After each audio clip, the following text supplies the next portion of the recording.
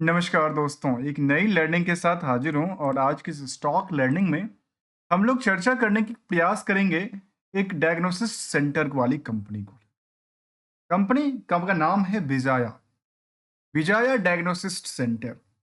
वैसे बात कहूँ तो नाम तो ऐसा लगता है कि कोई सेंटर है, बट एक लिस्टेड कंपनी के तौर पे कामकाज करती है। जहाँ तक सर्विसेज के मामले में देखा जाए तो ये हेल्थ चेकअप से लेकर के और ये जो कि लैब वाली टेस्ट कलेक्शंस को लेकर के देखा जाए, होम सैंपल कलेक्शन का कामकाज है और इन्हें वेबसाइट्स के थ्रू ही सारा कामकाज करती है। तो क्यों नहीं कंपनी को लेकर के जरा समझने की कोशिश करेंगे।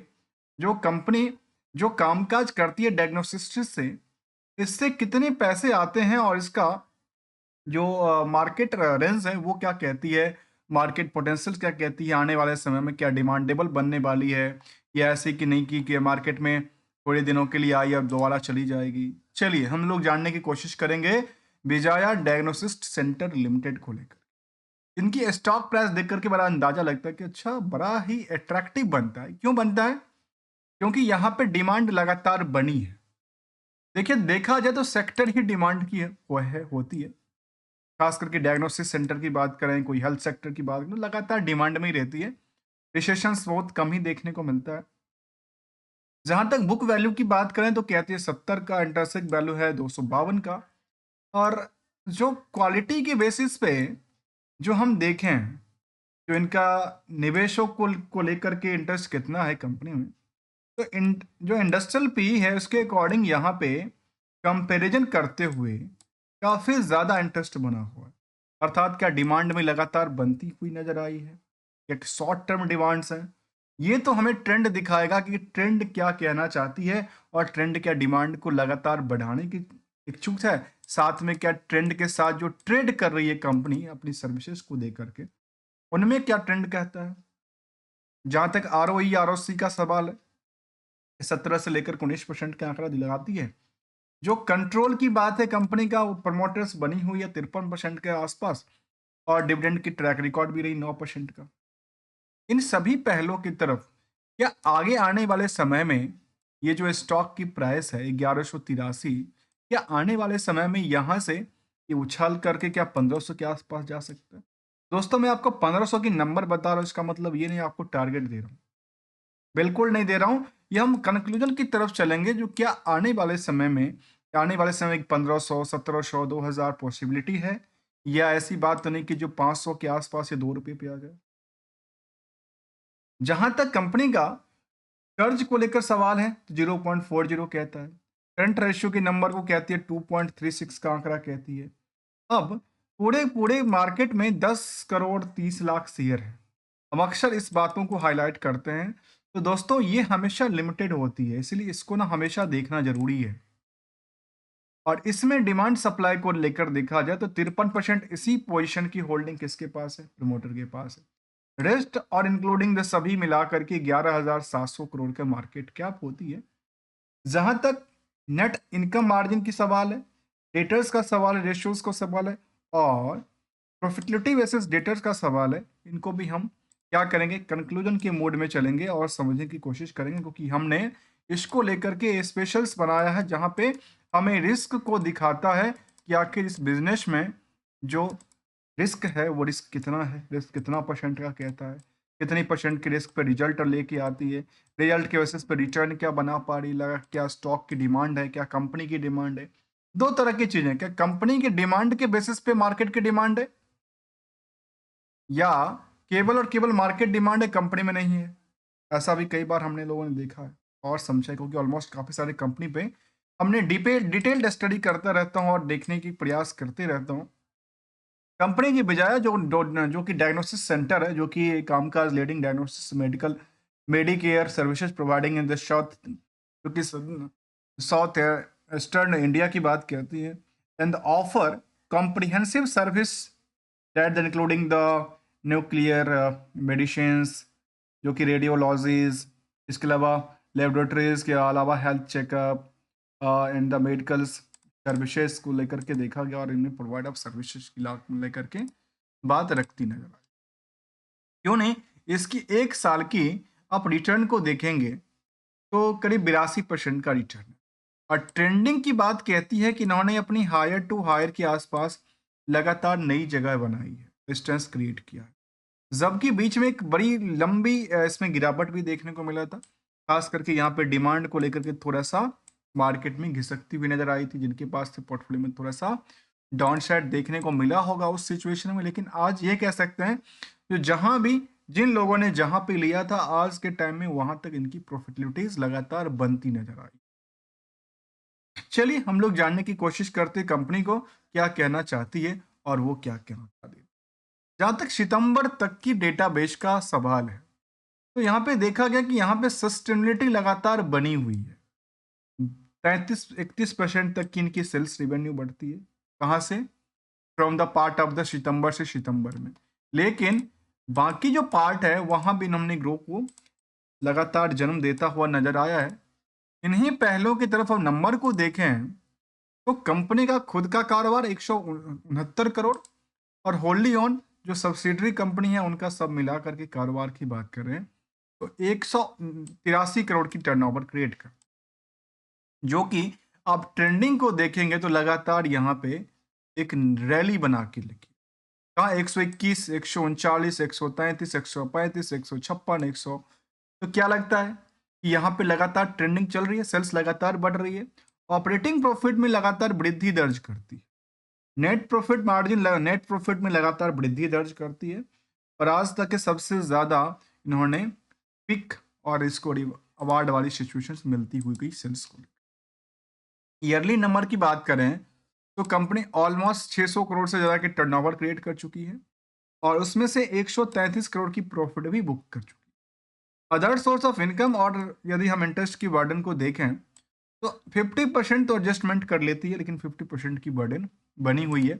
लेकिन अच्छी बात ये रही जो कंपनी में इस सेक्टर में हमने देखा है जहाँ पे करीब करीब 40% से ले 30% से लेकर के 40-45% तक की ऑपरेटिंग प्रॉफिट मार्जिन का क्या होता है, बेनिफिट निकल के आता है। अर्थात इसमें देखेंगे तो नेट इनकम जो परसेंटेज होगी, नेट इनकम मार्जिन होगी, इसमें करीब 21% की मार्जिन कहती है।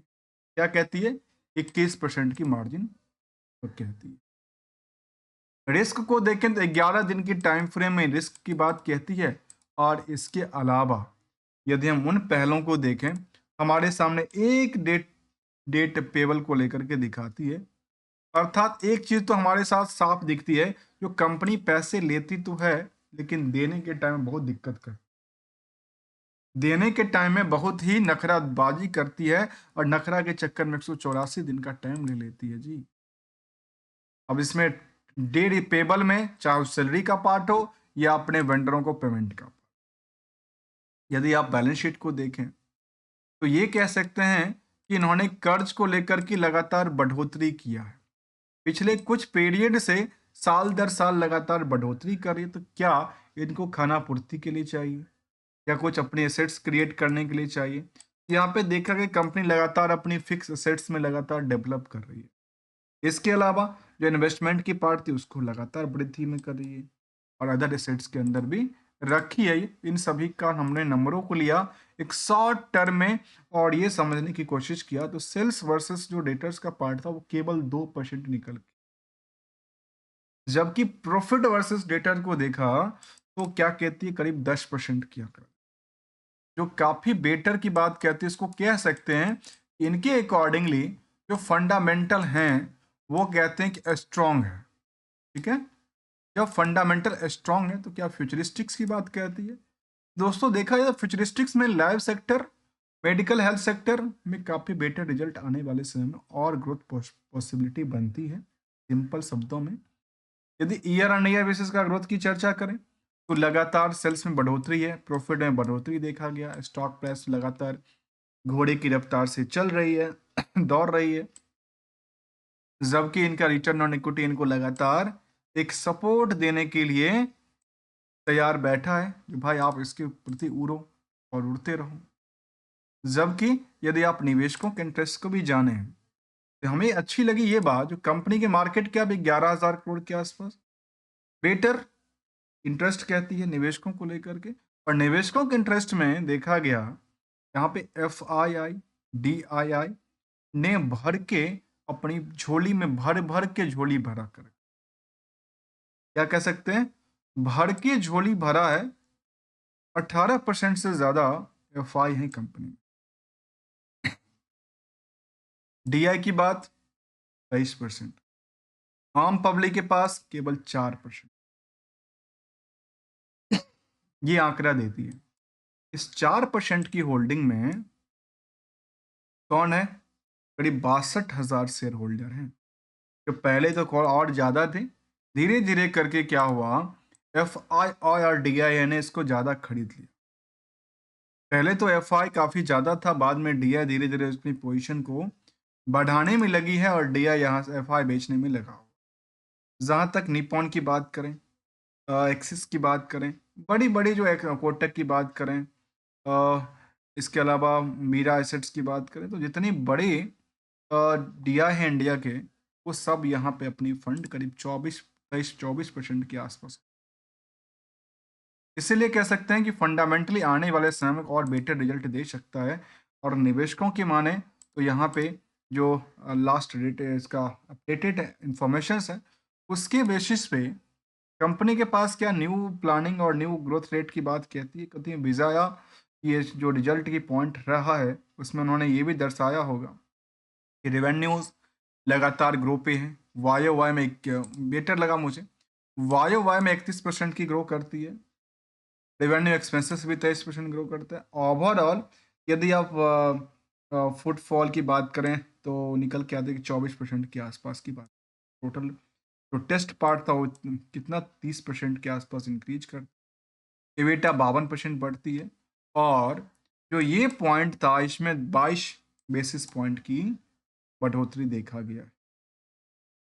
जबकि क्यूआर क्यू बेसिस पे 17% से लेकर के 233 बेसिस पॉइंट तक की इन्होंने दर्ज कराई, चाहे वो इनकी टोटल टेस्ट की बात करें, टोटल फुटबॉल की बात करें, इनमें ऐसा इस तरह के नंबर इन्होंने दर्ज किया है।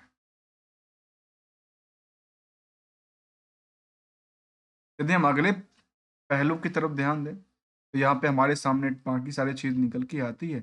इनकी ग्राफ लगातार बिल्डअप हो रही है।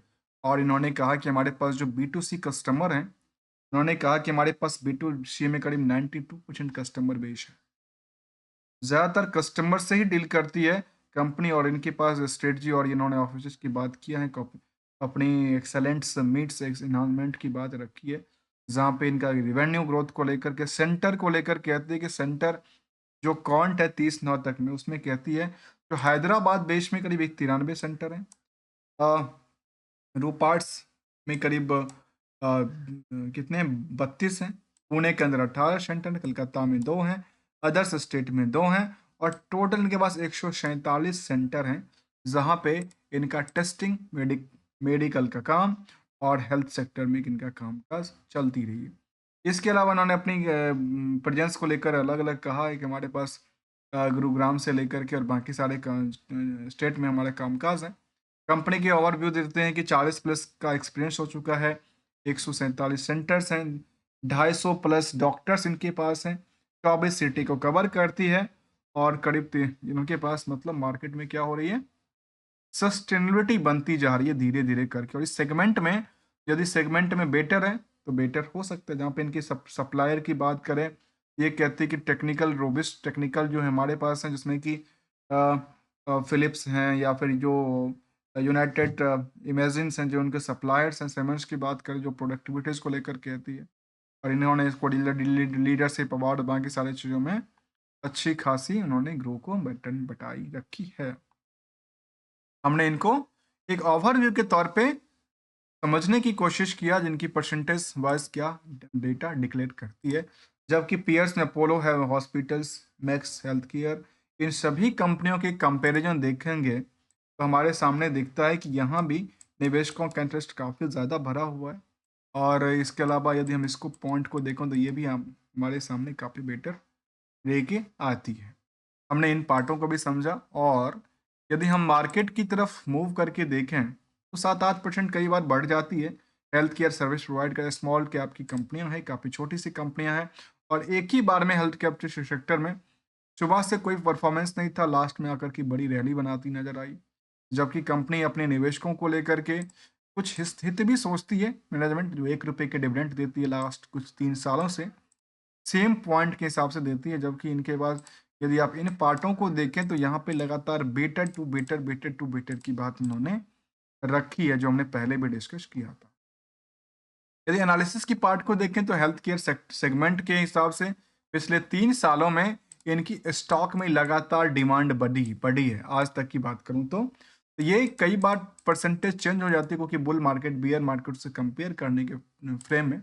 लेकिन ओवरऑल यदि इनकी परफॉर्मेंस ठीक ठाक कहती है, लगातार ट्रेंडिंग वेव कहता है, तो बेटर रिजल्ट आने वाले समय में भी दे सकता है, और बेटर रिजल्ट का एक्सपेक्टेशन भी किया जाता है। और यहाँ पे सिंगल से लोग हम तो एक गोल्डन रूल को डिस्कस करते हैं, क्योंकि यहाँ पे काफी सारे निवेशकों के पैसे डूबे होंगे और वो यहाँ से शायद निकल गए होंगे। एक गोल्डन रूल कहते हैं जब आप इंटर करते हैं किसी भी कंपनी में, तो टारगेट के साथ करते हैं। तो आपकी टारगेट क्या है? आपके निवेश का टारगेट है लंबे पीरियड के लिए, छोटे पीरियड के लिए। लंबे पीरियड के लिए तो आपको केवल 2 चीज देखना है, एक फंडामेंटल को, एक फ्यूचर प्लानिंग को। फ्यूचर में क्या एक्सपेक्टेशंस हो सकती है, फ्यूचर में क्या डिमांड बनती है, नहीं बनती है। शॉर्ट टर्म में देखेंगे तो केबल और एसएल का यूज करना पड़ेगा, और दिखती हुई प्रॉफिट को वो करते रहना पड़ेगा, जिसमें इसमें क्या कहती है, इस पोजीशन, इस पोजीशन, इस पोजीशन, इस पोजीशन को देख। वैसे इस पोजीशन से इस पोजीशन की आंकड़ा को देखें तो फिर लंबे पीरियड के समय देखा जाता है, यहाँ पे 6 महीने से लेकर के 1 साल, 2 साल, 5 साल, 10 साल तक की डेटा को हम क्या कहते हैं, एक लंबे पीरियड के लिए मानते हैं। जहाँ पे एम्प्लॉयमेंट कंपनी के पास अच्छा खासा रहा है। हमारे साइड से कोई भी ट्रेडिंग और एडवाइजरी की बात बिल्कुल ही शामिल नहीं होता, जहाँ तक फंडामेंटल लगातार बेटर टू बेटर की बात कहती है, और विदाउट कोई रिकमेंडेशन और एडवाइजरी को लेकर के। यदि आपको अच्छा लगा हो तो वीडियोज़ को लाइक, चैनल को सब्सक्राइब करना मत भूलिएगा। Thank you so much for watching here दोस्तों।